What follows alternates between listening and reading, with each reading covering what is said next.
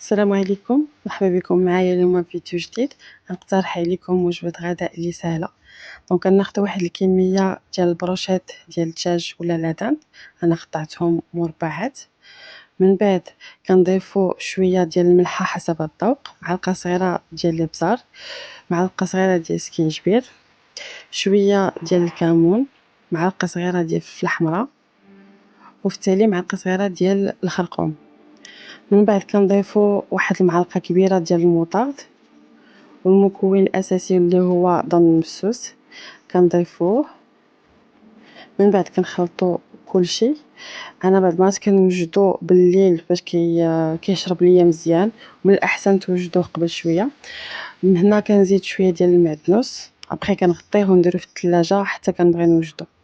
الوغ هنا كناخد ديك القضبان ديال الخشب، ما كنستعملش انا ديال الحديد قليل فاش كنستعملهم. دونك هنا كاينين الكبار والصغار، انا خديت الصغار ديالهم. دونك كنبداو نخشيوهم على الطول ديالهم، فوالا كيف ما كتشوفوا معايا. دونك هنا حتى كنكملوا الكميه اللي عندنا كامله. ها نتوما كما كتشوفوا راه واجده. بعض المرات انا كنديرهم بحال هكا في الكونجيلاتور، حتى كنبغيهم كنجبدهم نيشان كيطلقوا راسهم ونطيبهم. وكيف ما كتشوفوا معايا هنا خديت واحد المقله ما كتلصقش، ولكن واخا هكا زدت لها شويه ديال الزيت. دونك درتهم يتقلاو، هانتوما كما كتشوفوا معايا. دونك كنبقى نستفهم وحده حدا وحده، ومن بعد كنبقى كنقلبهم باش ما يتحمروش. فوالا الهدان عندنا حنا دغيا كيطيب، ماشي بحال ستيك ديال الدجاج. دونك ديك الساعه نتوما استعملوا اللي بغيتو.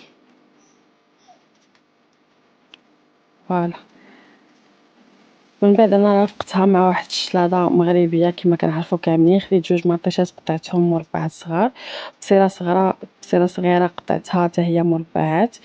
ضفت شويه ديال الملحه، شويه ديال الابزار، شويه ديال الخل، شويه ديال الزويته بلديه. كنخلطو مزيان، من بعد كنضيفو شويه ديال المعدنوس صافي. فوالا كما كتشوفوا معايا الشلاضه ديالنا وجدات.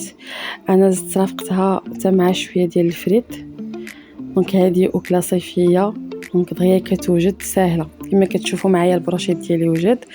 دونك شليضه فريت اي فوالا. دونك بالصحه والراحه. كنتمنى تجربوا الوصفه وتجاوبوني في لي كومونتير. مرحبا بكم، شكرا بزاف، بسلامه.